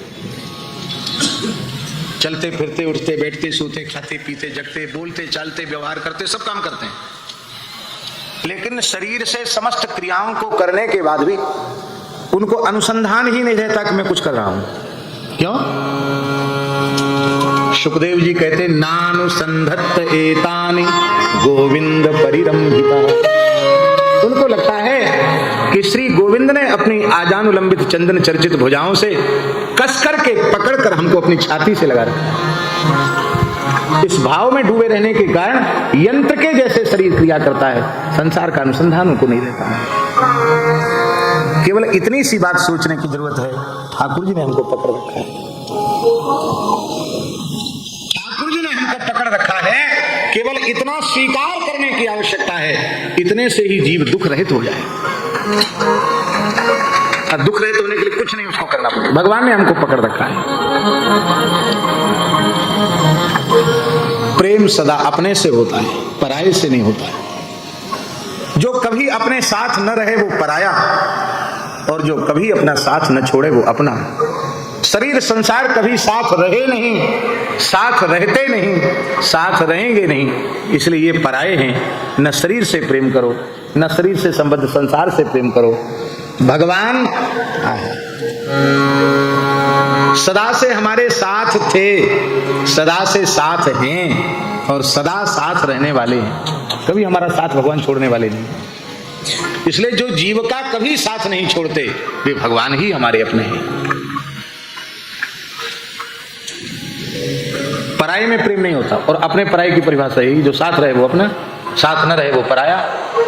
पर विचित्र बात है, अपने से तो संबंध ही नहीं मानते, प्रेम तो पीछे करें। और जो शरीर संसार पराये हैं, लाखों जन्मों से रो रहे हैं, चिल्ला रहे हैं, मैं मेरा मेरा मेरा, ऐसी क्यों रो रहे हैं? इसलिए दुखी है। इस देश के एक बहुत अच्छे महापुरुष थे, आप लोगों ने दर्शन नहीं किया होगा तो उनका नाम तो जरूर सुना होगा। परम श्रद्धेय प्रातस्मरणीय पूज्य स्वामी श्री राम सुखदास जी महाराज। उनका एक वाक्य कहीं कहीं लिखा रहता है, दुख आफत कष्ट विपत्ति चाहते हो तो शरीर संसार से संबंध जोड़ लो, और दुख रहित होना चाहते हो तो भगवत संबंध को दृढ़ता से स्वीकार कर लो। हे नाथ, हे मेरे नाथ, मैं केवल आपका ही हूं और आप ही एकमात्र मेरे हैं, इसको सरल हृदय से स्वीकार कर लो, तुम्हारे सारे दुख तत्काल समाप्त हो जाए। इस बात पर स्वामी जी बहुत जोर देते हैं। तो भगवान पूतना उद्धार की लीला में हम लोगों को दिखा रहे हैं, देख लो जीवो, हमारी पकड़ बड़ी मजबूत है। अरे कि किसी साधु सज्जन भक्त प्रेमी कोई नहीं, हमारे पास तो पूतना जैसी कोई दुष्टा आ जाए हम तो उसको भी पकड़ लेते हैं। बस हमारे निकट आ जाए, चाहे जितना बड़ा अपराधी जीव हो, हम पकड़ लेते हैं, फिर उसको छोड़ते। ठाकुर जी ने उसकी छाती दबाई क्यों? भगवान ने सोचा, रामावतार में हमने कहा है, निर्मल मन जन सो मोहि पावा, मोहि कपट छल छिद्र न भावा। ये तो विचित्र स्थिति है। कपट पूर्वक तो लक्ष्मी जैसा रूप इसने बनाया है, कपट छल छिद्र का ही भंडार है। स्वरूप माता का है और काम मारने का है। स्तनों में कालकूट विष लगा कर लाई है। तो कहां तो हमने कहा मोहि कपट छल छिद्र न भावा, और इसमें तो कुल कपट छल छिद्र ही भरे हुए हैं। तो हमारी बात तो झूठी हो रही है। ठाकुर जी ने कहा कोई बात नहीं, हम इलाज कर देते हैं। इतने जोर से इसकी छाती को दबाते हैं कि इसका कपट छल छिद्र सबका सब बाहर हो जाए, ये एकदम निर्मल हो जाए, जिससे हमारे नित्य गोलोक धाम के अधिकारी हो जाए। गोस्वामी जी ने विनय पत्रिका में कहा, गई मारन पूतना कुछ काल कूट लगाए, मातु की गति ताहि दीनी कृपालु यादव राय। ऐसी कौन प्रभु की रीति, अहो वकीयं स्तन काल कूटं जिघांसया वायदप्तसाधि देवे गतिं धातृजितां ततोन्यं कंबा दयालुं शरणं व्रजेम। हमारे महाराज जी कहते थे कि बालकृष्ण प्रभु ने प्राण नहीं पिए, उन्होंने तो केवल दुग्ध पान किया। तो प्राण किसने पिए? बोले जिसने जहर पिया उसी ने प्राण पिए। जहर किसने पिए? तो प्राणई ही समम रोष समन्वितो पिबत, रोष समन्विता सन प्राणान अपिबत। रोष कौन है? भागवत के 12वें स्कंध में उपसंहार के क्रम में व्यासी ने लिखा है, यस्य प्रसाद जो ब्रह्मा रुद्र क्रोध समुद्भवा, जिनकी प्रसन्नता ब्रह्मा जी हैं, जिनका रोष रुद्र है, शिव जी ही क्रोध है। इसलिए मानो भगवान ने आंख मूंद के शंकर जी को बुला लिया कि जहर पीने वाली सेवा तो आपकी है, आप इसका जहर पी लो, और प्रलयंकर हो इसलिए प्राण भी पी लो। मैं न जहर पीऊंगा न प्राण पीऊंगा, मैं तो बालक हूं, स्तनंदय बालक हूं, केवल दूध ही पीऊंगा और दूध पीकर अपनी माता की गति से प्रदान करूंगा। रोष समन्वितो अपि, रोष माने रुद्र, रुद्र माने शिव युक्त होकर के, रुद्र युक्त होकर के भगवान ने शंकर जी का सहयोग ले लिया। सीधी सी बात है। अब तो ये चिल्लाने लगी, अरे छोड़ दे छोड़ दे छोड़ दे। भगवान छोड़े क्यों? बीच मझधार में भगवान को छोड़ना आता ही नहीं। और संसार के जितने लोग हैं ना, इन सबका स्वभाव तो मझधार में ही छोड़ने का है। सब लोग, जितने लोग यहां बैठे हैं, जाति का भेद नहीं, गृहस्थ विरक्त का भेद नहीं, अपने जीवन का अनुभव करके देख लो। सब जब व्यक्ति भयंकर संकट में होता है उसी समय निकट के लोग, परिजन लोग उसको त्याग देते, उसी समय। और अनुकूलता होती है तो सब दाऊ साहब करेंगे, सब दादाजी करेंगे, सब भाई साहब करेंगे। और कहो तो आपको अपना जामाता भी बना डालें, कहें अरे आप तो हमारी जमाई लगते हो, इस नाते से आप हमारी जमाई लगते हो, हमारे पाहुने लगते हो। और संकट का क्षण आ जाए, विपत्ति का क्षण आ जाए तो ऐसी ही घटनाएं देखी जाती हैं। सहोदर भाई ही खड़े बाजार में कह देता कि हम इसको पहचानते नहीं। केवल हरि गुरु संत ऐसे हैं जो संपत्ति के क्षण में भले ही आपसे दूर रहें, पर विपत्ति के क्षण में आंसू पोंछने हरि गुरु संत ही आते।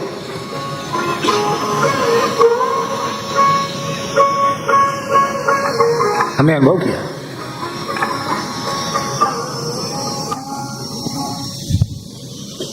एक बंगाली परिवार पर संकट आया, कलकत्ते की घटना, नीलमणि जी, मेरे सामने की घटना इसलिए हम सुना रहे हैं। श्री पहाड़ी बाबा के परंपरागत सेवक थे वो लोग। एक पुत्री थी, उनकी माँ थी और उनकी सास भी थी, वो भी विधवा थी, माँ भी विधवा थी, और एक बेटी। तो मतलब एक उनकी पत्नी, एक उनकी बेटी और एक उनकी माँ, ये तीन,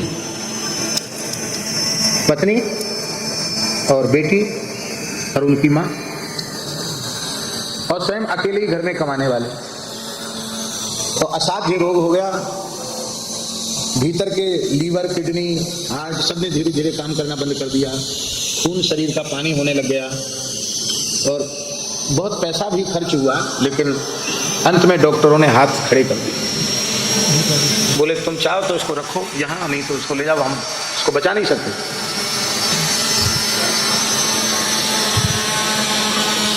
एक छोटी दुकान थी उनकी, कोई बहुत बड़े आदमी नहीं थे, और उनको लेकर के आए। अब देखो रात्रि का समय, बहुत ध्यान से सुने, रात्रि को 2:30-3 बज रहे थे और उस समय ये लगा कि अब ये इसके प्राण निकलने वाले, अंतिम घड़ी, ऊर्ध्व श्वास चल रही थी, अंतिम घड़ी चल रही थी। पत्नी, माँ और बेटी तीनों रो रही थी। घर में कोई पुरुष नहीं है और अब इस समय में कोई नाते रिश्तेदार भी पास में नहीं है। ये खत्म हो गए तो हमारा क्या होगा? दुकान पर तो हम लोग कैसे जाएंगे? बच्ची छोटी है, क्या होगा? बोले होगा क्या, गुरुदेव को याद करो। तो जो होश में थी तीनों, बच्ची और दोनों माताएं, सबने पूज्य गुरुदेव पहाड़ी बाबा को याद किया। गुरुदेव अब संसार में आपको छोड़कर हमारा कोई अपना नहीं है, हमें इस विपत्ति से उबारो। गर्मी का समय था, महाराज जी आपने तो दर्शन किए, खाली तखत पे नीम के नीचे पड़ जाते थे, तखत पर मच्छरदानी लगी हुई थी, पंखा लगा था, हम भी वहीं सो रहे थे नीचे चटाई पर। 3 बजे के करीब महाराज जी उठ तो जाते थे जल्दी, 2 बजे ध्यान में बैठ जाते थे, लेकिन 3 बजे के करीब एकदम विकल हो गए, एकदम हाहाकार करने लगे। हमसे बोले स्नान कर लिया तुमने? कि नहीं महाराज जी, अभी नहीं किया। अरे स्नान करो, मंदिर खोलो। इतनी रात को मंदिर? महाराज जी ने तुरंत उठे, स्नान किया, हमने मंदिर जैसे ही खोला, महाराज जी ने तुरंत तुलसी लेकर शालिग्राम जी को तुलसी चढ़ाई और तुलसी चढ़ाकर बाहर ऐसे बैठ गए। हमको बड़ा आश्चर्य हुआ कि हुआ क्या, फिर मंदिर बंद कर दिया। 4 बजे ठाकुर जी को तुलसी चढ़ गई, मंगला भी नहीं भई, उत्थापन भी नहीं हुआ, तुरंत मंदिर खोला, तुलसी चढ़ाई महाराज जी ने अपने हाथ से, फिर ऐसे बैठ गए।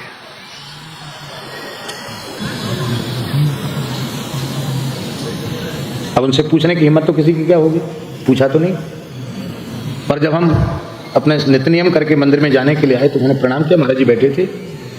हमने कि महाराज जी क्या हो गया था? अरे बोले तुम्हें पता नहीं, ऐसे ऐसे एक परिवार को बहुत घोर संकट आया और उस व्यक्ति की आयु समाप्त हो गई थी, वो जा रहा था, पर उसके घर के लोगों ने पुकारा तो हमको राम जी से झगड़ा करना पड़ा, उसको वापस लाना पड़ा है, तो वो ठीक हो जाएगा, बिल्कुल ठीक हो जाएगा। क्यों? बोले वो मर जाता तो हरि गुरु गुरु और संत इनके भेष की लाज चली जाती महाराज जी बोले, भेष की लाज चली जाती। हमारी कुछ भी समझ में नहीं आया, लेकिन जब वह परिवार आया और सारी घटना सुनाई, और उस युवक ने जब सुनाया कि हमको कोई भयंकर भयंकर आकृतियां ले जा रही थी और हमको दिखाई पड़ा कि गुरुदेव आए, उन्होंने बड़ी जोर से उनको फटकार लगाई, मेरा हाथ पकड़ के मुझे नीचे लेकर के आए और मैं देखता हूं जी को शरीर से निकलकर व्यक्ति शरीर में प्रवेश कर गया। ऐसी एक दो घटनाएं नहीं, अनेक घटनाएं। संकट के समय संत सहायक होते हैं, संकट के समय सदगुरु सहायक होते हैं, संकट के समय भगवान सहायक होते हैं। हरि गुरु संतों में भेद नहीं, जो हरि हैं वही गुरु हैं, और जो हरि गुरु हैं वही संत हैं, जो संत हैं वही गुरु हैं, और जो संत सदगुरु हैं वही श्री हरि।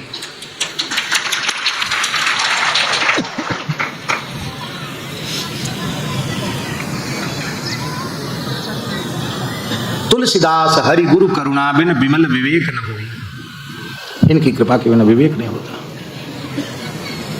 भगवान का आश्रय सर्वोपरि है।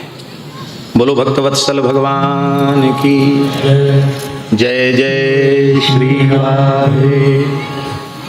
तो इस प्रकार से भगवान ने पूतना का उद्धार कर दिया। उसका विकराल राक्षसी देह प्रकट हो गया। पतमानोपि तद्देहा त्रिगभ्योंचंतर द्रुमान चूर्णयामास राजेंद्र महदासीत तदद्भुतम।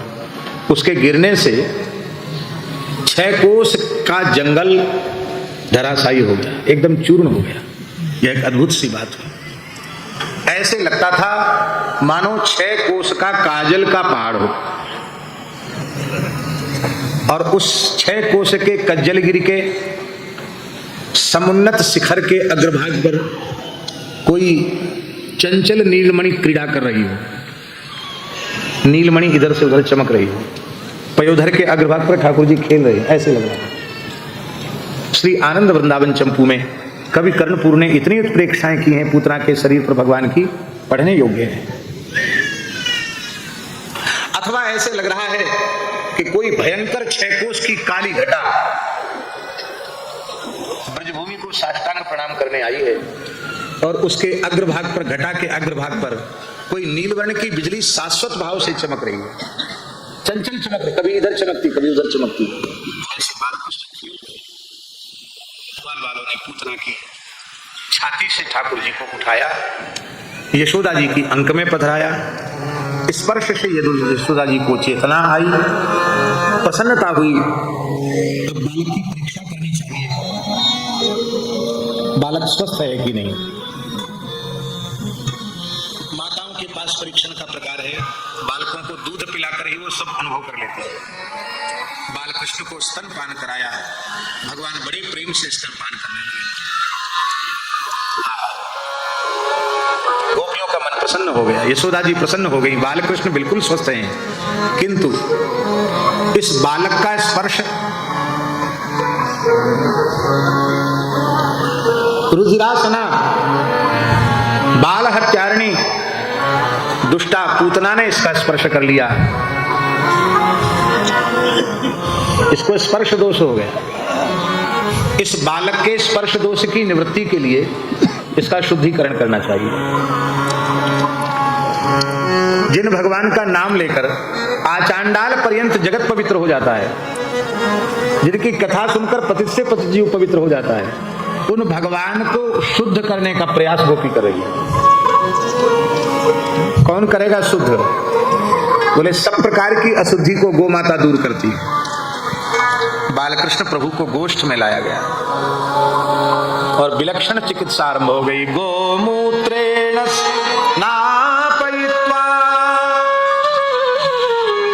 पुनर्गोरज सार्वकम् रक्षा चक्रुश्च सकृता द्वादशांगे सुनामवी। क्या बढ़िया बात। बालकृष्ण प्रभु का गोमूत्र से स्नान कराया, भगवान के श्रीअंग में गोरज का लेप किया गया, भगवान के श्रीअंग में गोबर का लेप किया गया। यशोदा जी की अंक में बालकृष्ण प्रभु बैठे, पद्मा गैया खड़ी है, हुए। रोहिणी जी पीठ पर खुजौरा कर रही है और पूर्णिमासी पुरहुतानी जी पूछ से भगवान को झाड़ा लगा रही है। अव्यादजुंग्रि मणिमास्तव जन्मतो यज्ञोच्युतः कटितटं जठरं भयास्य तत्केशवस्त्वदुर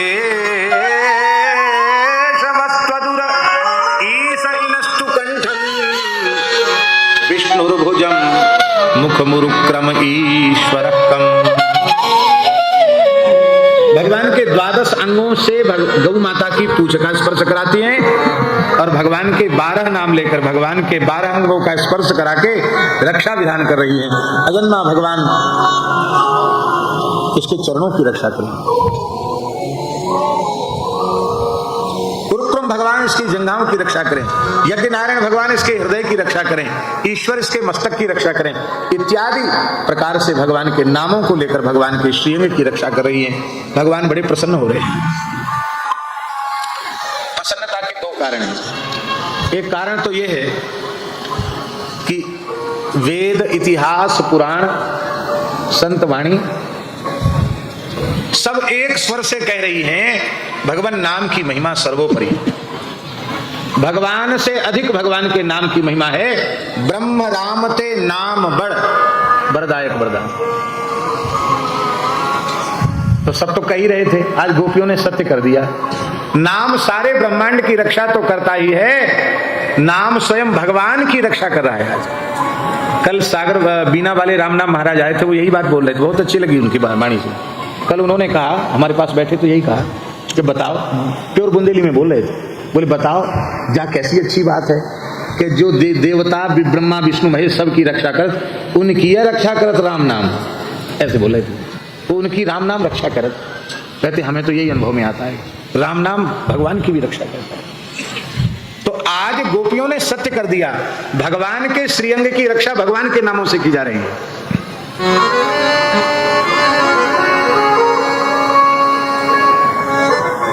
राम जी ने हनुमान जी से पूछा कि हनुमान जी हम तुम्हारा परिचय जानना चाहते हैं, तुम कौन हो, परिचय दो। हनुमान जी हंसने लगे, सोचे कि लीलाधर लीला कर रहे हैं, अब स्वामी कुछ पूछ रहे हैं तो उत्तर तो देना पड़ेगा। तो बुद्धिमताम वरिष्ठम है ज्ञानिनाम अग्रगण्यम है। बोले महाराज आपका प्रश्न किस दृष्टि को लेकर के, पहले ये बताइए कि हम तुम्हारा परिचय जानना चाहते हैं। बोले तुम्हारे मन में जो दृष्टि आ रही उसी दृष्टि का परिचय दो। हनुमान जी बोले देह बुद्धिया तु दासो हम, देह बुद्धि से मैं आपका दास हूं, ये देहेंद्रिय सब आपकी सेवा में समर्पित है। और यदि जीव बुद्धि से पूछ रहे हो तो जीव बुद्धिया त्वदंश का, और यदि तत्व की दृष्टि से पूछ रहे हो तो एक परब्रह्म परमात्मा के अतिरिक्त दूसरा कुछ है ही नहीं, जीव भी वही बना हुआ है और प्रकृति भी वही बना हुआ है, तो मैं आपको क्या परिचय दूं। भगवान बोले वाह बहुत बढ़िया बात। तो सबसे श्रेष्ठ तत्व क्या है। बोले सरकार आप स्वयं ही पूछ रहे हैं सबसे श्रेष्ठ तत्व क्या है। आप वेदांत वेद्य हैं, शिव विरिंचिनुतम शरण्यम, शिवजी और ब्रह्मा जी के द्वारा आपकी शरण ग्रहण की जाती है, उनके द्वारा भी आप पूजित हैं, नमस्कृत हैं, आपसे बड़ा कौन हो सकता है। सर्वोपरि तत्व तो आप ही, लीला पूर्वक आप ही सब कुछ बने हुए हैं, यह जगत आपका लीला विलास। भगवान ने की बात तो बिल्कुल ठीक है।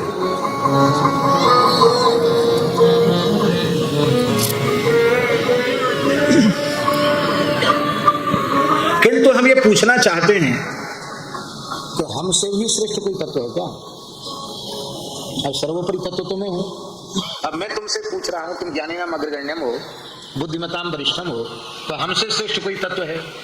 हनुमान जी बोले इसका उत्तर मैं नहीं दे सकता। क्यों। बोले हमारी मर्यादा नष्ट हो जाएगी, क्योंकि मैं दास हूं और आप स्वामी हो, दास को अपनी मर्यादा में रहना चाहिए।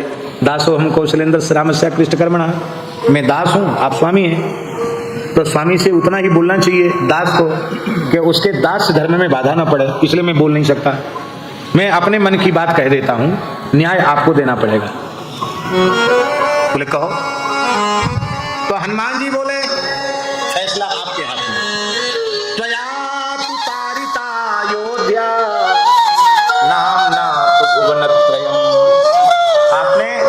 लोगों की पुकार सुनकर अवतार लिया दशरथ नंदन के रूप में, लीला की, और आप प्रसन्न हुए तो अयोध्या वासियों को अपने साथ साकेत ले गए। एक युग विशेष में, एक काल विशेष में केवल और केवल अयोध्या के लोगों को लेकर आप अपने धाम को गए। और आपका नाम आपकी अवतार लीला के पहले भी, आज भी और आगे भी अनंत काल तक जीवों को आपके धाम में पहुंचाता रहेगा। अब आप फैसला कीजिए कि श्रेष्ठ तत्व क्या है। माने आपने तो एक बार ही तारा अयोध्या के लोगों को, और आपका नाम तो अनंत काल से जीवों को, आपका नाम त्रिभुवन को तार रहा है, इसलिए आपका नाम ही सर्वोपरि है। राम जी उठे और हनुमान जी को भुजाओं भर के हृदय से लगा लिया और कहा, इसलिए तुम हमारे सबसे प्यारे भक्त हो, क्योंकि तुम्हें हमारे नाम की महिमा ज्ञात। गोस्वामी जी कहते हैं, सुमेरी पवन सुत पावन नाम, सुमेरी पवन सुत पावन नाम, अपने बस करी राखे राम, अपने बस करी राखे राम। हमारे महाराज जी एक बात कहते थे, कभी आपने सुनी थी? महाराज जी कहते थे कि चौपाई लिखने में ये भी लिखा जा सकता था, सुमेरी पवन सुत पावन नामा, अपने बस कर राखे रामा, ये भी लिख सकते थे। पर लामू और रामू, तो राम को रामू क्यों बना दिया? तो महाराज जी कहते थे, घर के नौकर को विशेषण लगा के कोई नहीं बुलाता है। रामचंद्र नाम हो, हे रामू, हे श्यामू, ऐसे बुलाया जाता है। अब वो कहते जी आया, तो जैसे नौकर को स्वामी बुलाता है और नौकर तत्काल उपस्थित होता है, ऐसे ही हनुमान जी इतने प्रेम से नाम लेते हैं कि रघुनाथ जी तत्काल उनके नेत्रों के सामने प्रकट हो जाते हैं। इसलिए रामा नहीं कहकर के रामू कहा। सर्वतंत्र स्वतंत्र सर्वेश्वर प्रभु एक परतंत्र नौकर की तरह अपने सेवक के सामने प्रस्तुत हो जाते हैं। ये है भगवान नाम। यदरो मुकूपे ध्वनि मुल्लसंतम, श्री राम जय जय। क्या करें, समय बिल्कुल कहां चला जाता है पता नहीं। विनय पत्रिका में गोस्वामी जी ने महाराज जी कहा है कि उस जीव का आदि में, मध्य में, अंत में सब समय भला है, उसका कभी बुरा हो ही नहीं सकता है। किसका? जो आपके नाम को आपसे अधिक मानता है, जिसको आपसे अधिक आपका नाम प्रिय है, उस भाग्यशाली जीव का कभी अनिष्ट नहीं हो सकता। ठाकुर जी आकर खड़े हो जाएं यहां मंच पे, भैया हम बड़े प्रसन्न हैं, आप सब हमारे प्राण प्यारे महान रसिक भगवत रसिक जी का उत्सव मना रहे हो, लो हमारा दर्शन कर लो, हम बड़े राजी हैं, प्रसन्न हैं। यहीं बिहारी जी खड़े हो जाएं, ठाड़े हो जाएं, दर्शन देने लग जाएं और एक बात कहें कि भाई देखो, दर्शन तो हमने तुमको दे दिया, अब दो चीजें हैं, एक तो है हमारा स्वरूप और एक है हमारा नाम। दोनों में से कोई एक ले लो, तो क्या लेंगे आप? क्या लेंगे बोलो? हैं ना, सीखे पढ़े लोग हैं आप जरूर, किसी ने आपको सिखा पढ़ा दिया है। हे प्रभु, आप सर्वतंत्र स्वतंत्र हैं, आपकी जहां इच्छा हो आप पधारो, बस इतनी कृपा कर दो, आपका नाम हमारे तन मन प्राण में रम जाए, रोम रोम में आपका नाम रम जाए। बाबा नाम की महिमा क्या है? नाभा जी कह रहे हैं, वैसे देखें तो स्वामी जी साक्षात ललिता जी हैं, आचार्य स्वरूप हैं, लेकिन उनके चरित्र में नाभा जी नाम महिमा की झलक दे रहे हैं। जुगल नाम सोने जपत निकुंज बिहार, हरि जुगल नाम सोने जपत निकुंज बिहार। और इस प्रेम पूर्वक निरंतर युगल नाम के जप का लाभ क्या है?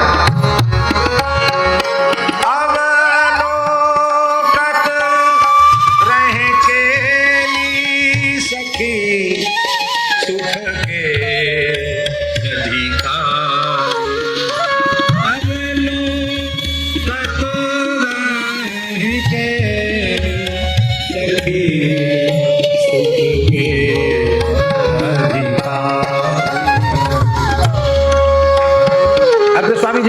में नाभाजी लिख रहे हैं, रसना निर्मल नाम मनहु बरसत धाराधर।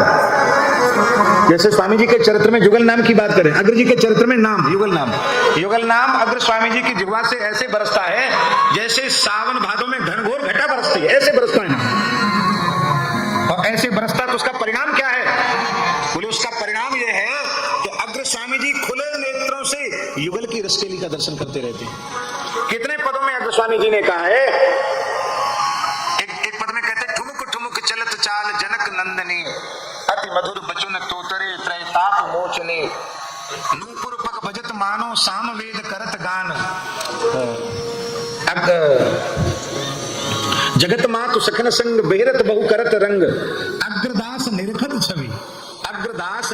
छवि भवन कंदनी, ठुमुक ठुमुक चलत चाल जनक नंदनी।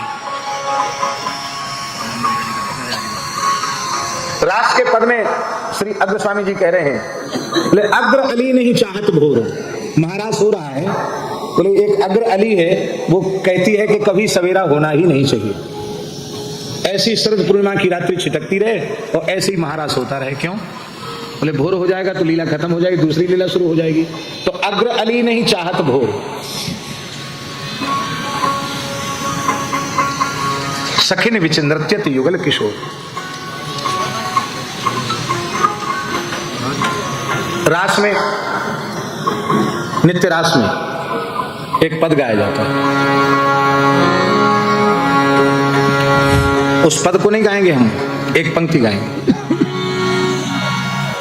कहां जाएगी पतंग तेरे हाथ में, कहां जाएगी तेरे। सखियां कह रही हैं स्वामिनी जी से, राधा रानी से, कहां जाएगी पतंग तेरे हाथ में डोर, कहां जाएगी पतंग तेरे हाथ में डोर। बन नाचे नटनी को आली नंद को किशोर, बन नाचे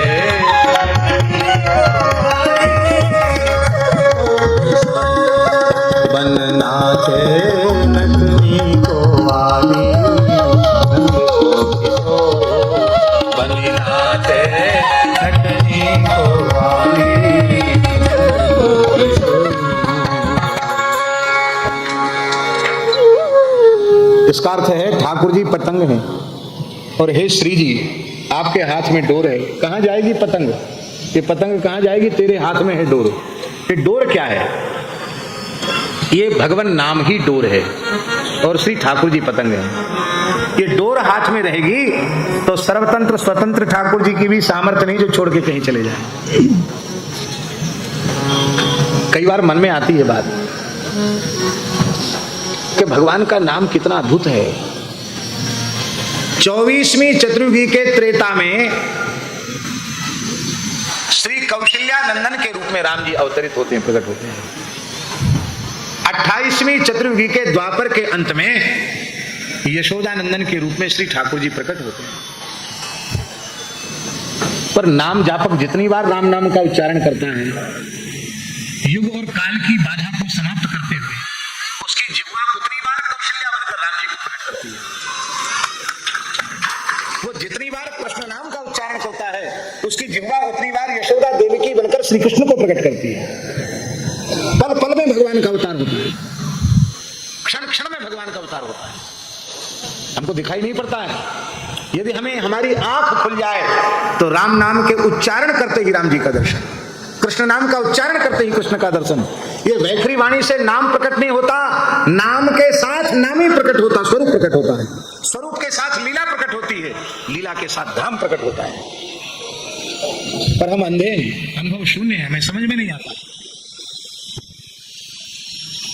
भगवान कहे हम में और हमारे नाम और हमारे रूप में से कोई एक चीज चुन लो, तो बुद्धिमान भक्त कहेंगे हम तो नाम को चुनते हैं प्रभु, रूप तो अब किसी के अधीन है नहीं।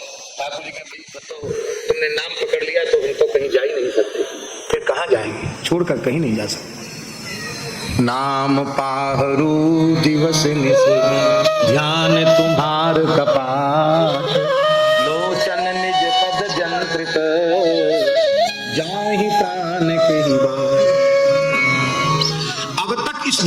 जितने महात्मा हुए हैं अथवा जो आज भगवत संकल्प से हैं अथवा भगवान के महान अनुग्रह से जीव जगत के कल्याण के लिए जो आगे प्रकट होने वाले हैं, उन सबका एक ही मत है कि जीव का कल्याण जब भी होगा केवल और केवल भगवान नाम के अनन्य आश्रय से ही कल्याण होगा।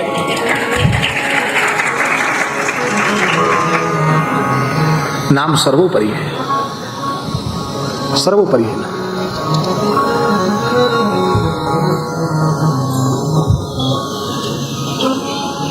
देखो, रूप का आस्वादन वही कर सकता है जिसने पहले नाम का स्वाद चखा है। नाम का स्वाद नहीं लिया वो रूप का स्वाद नहीं ले सकता। दो नारी पात्र हैं श्री राम जी के चरित्र में, वनवास लीला में विशेष रूप में दो। एक है शूर्पणखा और दूसरी है सबरी।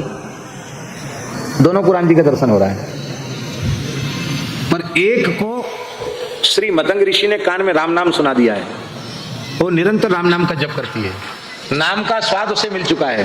तो सबरी को दर्शन हुआ, उसको कितना लाभ मिला, ठाकुर जी का कितने प्रेम से आतिथ्य किया और भगवान ने उसे नवदा भक्ति का उपदेश किया और राम जी के समक्ष ही भगवान के धाम को वो गई।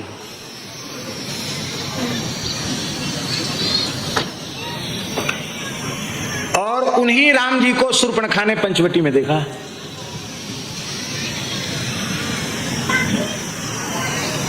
अपना स्वरूप तो बेचारी सजा संभाल सकी नहीं, जो उसका बाह्य रूप था वह भी ऐसा हो गया, नाक कान रहे थे, कोई दूसरा तो पसंद कर ले तो नकटी बना दिया भगवान ने उसको, नाक कान और काट दिए उसके। बिना भजन के कंस, रावण, कौरव ये सब भगवान का दर्शन करते पर स्वाद नहीं मिलता, और जो राम राम करते हैं वो ठाकुर जी का दर्शन करते प्रेम विफल हो जाते हैं। नाम का स्वाद जिसे मिला है उसे ही रूप का स्वाद मिलता है, नाम का स्वाद जिसे मिला है उसी को लीला का स्वाद मिलता है।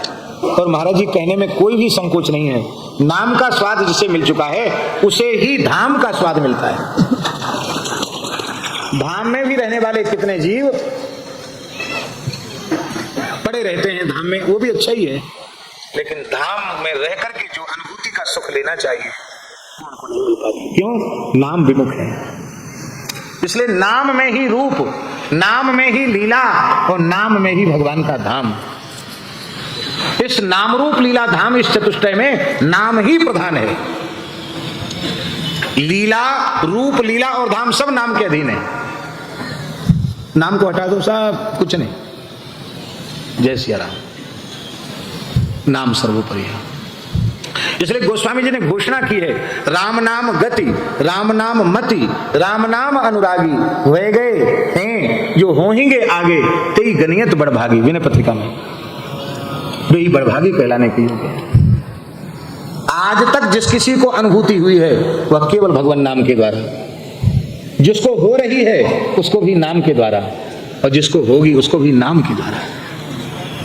इसलिए प्रातः काल उठने से लेके सोने तक, सोने से लेके उठने तक निरंतर श्री नाम का किसी न किसी प्रकार से अनुसंधान बना रहे, नाम का जप होता रहे। कितना सुख मिलता है इसको हम तो केवल प्रवचन करने वाले हम नहीं अनुभव कर सकते हैं। आप स्वयं नाम जप में लगिए और नाम का स्वाद लीजिए, कितना अद्भुत सुख है भगवान नाम। तो आज भगवान नाम की महिमा सर्वोपरि सिद्ध हो रही है। ये गोपियों को अनुभव, ये भगवान सबको अनुभव करवा रहे हैं गोपियों के इस लीला के माध्यम से। भगवान की प्रसन्नता का दूसरा हेतु क्या है? भगवान की प्रसन्नता का दूसरा हेतु है क्या है? मेरी आराध्या उपास्या पूज्या गोमाता। और आज हम अपनी आराध्या के भवन में, मंदिर में, गोष्ठ में आ गए। आज गोमाता का पवित्र गोमय, गोमाता का पवित्र मूत्र और गोमाता की पवित्र चरणरज मेरे शरीर से लग गई और गाय की पूंछ का स्पर्श हो गया। आज मेरे अवतार का प्रयोजन सिद्ध हो गया। मैं अपनी आराध्या की चरणरज, उसके गोमय, गोमूत्र और पुच्छ का स्पर्श प्राप्त करके कृतार्थ हो गया। इसलिए भगवान बहुत प्रसन्न हो रहे हैं। बोलो भक्तवत्सल भगवान की। जहां हम सबके आराध्य भगवान श्री कृष्ण गोमय गोमूत्र और गोचरण रज के स्पर्श से अपने को कृतार्थ और धन्य मानते हैं, बड़ी दुर्भाग्य की बात है। वही भारतवर्ष की धरती आज भी गाय के रक्त से रंजित हो रही है, गोवध हो रहा है। ये बहुत पीड़ादायक बात नहीं है, पर हम इतनी प्रार्थना आप लोगों से करेंगे। 3 काम आप अवश्य गोरक्षा के लिए कर सकते हैं। एक तो नित्य गोरक्षा के लिए भगवान से प्रार्थना करें। हम सभी लोगों को भगवान की प्रेरणा से, संतों की प्रेरणा से बात बोलते हैं कि कम से कम 4 माला अपने नियम के साथ, नित्य नियम के साथ 4 माला महामंत्र अथवा जो भी मंत्र आपको मिला है उसकी 4 माला गोरक्षा के निमित्त जपिए। एक बहुत अच्छे संत हैं, गौड़ीय परंपरा के संत हैं, बड़े उच्च कोटि के नाम जापक हैं।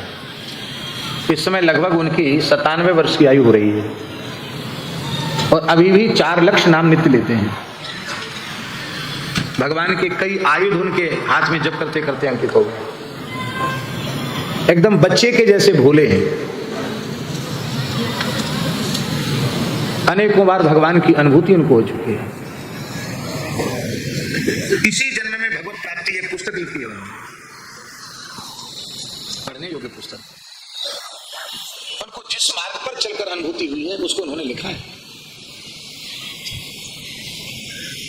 हमने एक बार उनसे पूछा, हमने कहा कि आप तो ठाकुर जी की अनुभूति आपको होती है, हमें तो होती नहीं, तो आप कभी भगवान मिले तो उनसे पूछना कि बाबा जी ने एक बात पूछवाई है, गो हत्या हो रही है, ये कैसे बंद होगी, भगवान से पूछना, इसके लिए क्या करना चाहिए।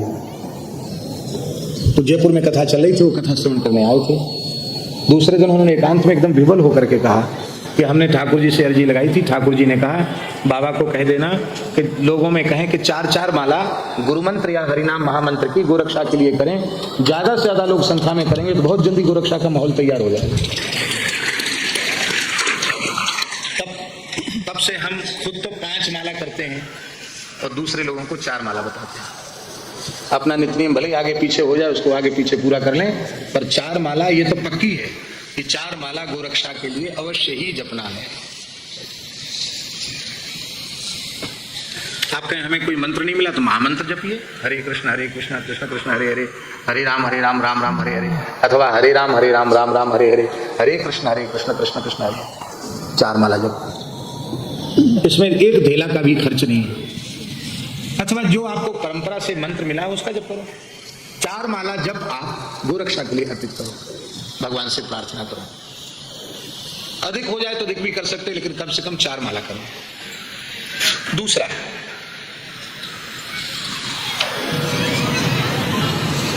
यह निश्चय करो कि हम अपनी ठाकुर सेवा, अपना देवार्चन,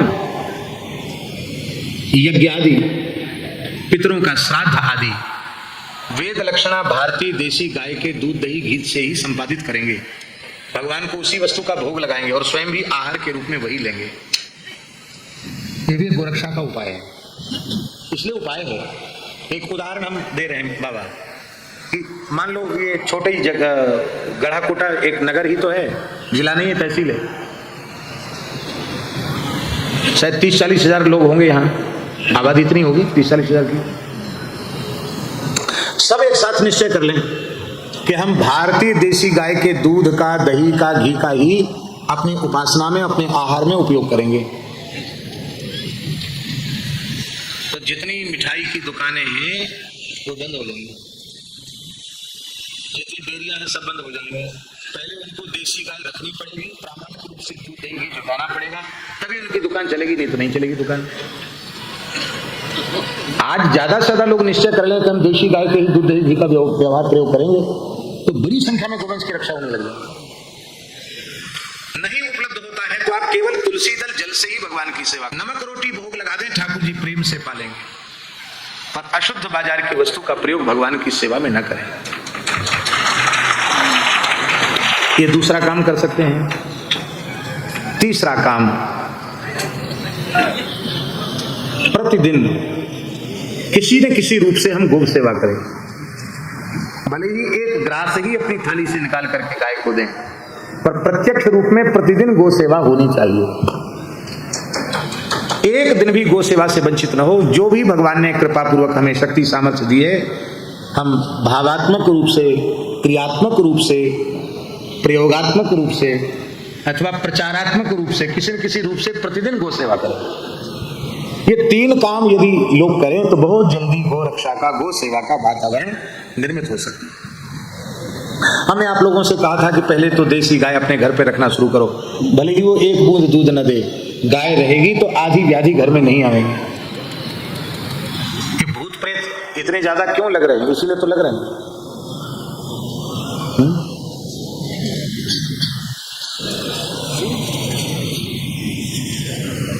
हमें तो ज्यादा अनुभव नहीं है, लेकिन अभी बागेश्वर धाम वाले महाराज भी इस बात को कहते हैं। उनके नाम से लोग बहुत इकट्ठे होते हैं। यहाँ भी जब बागेश्वर वाले महाराज आए तो महाराज पूरा जाम हो गया, पूरा सड़क रोड सब जाम।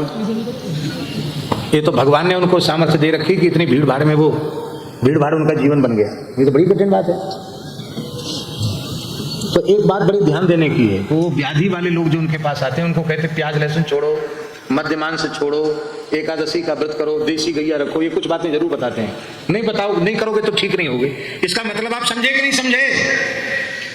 इसका मतलब है कि इतनी आफत आ ही इसलिए रही है कि तुम अशुद्ध आहार करते हो, अशुद्ध विहार करते हो। यदि आपका जीवन ऐसा बन जाए तो आपको विपत्ति आएगी ही नहीं। इसलिए आप अपने जीवन को पवित्र बनाइए,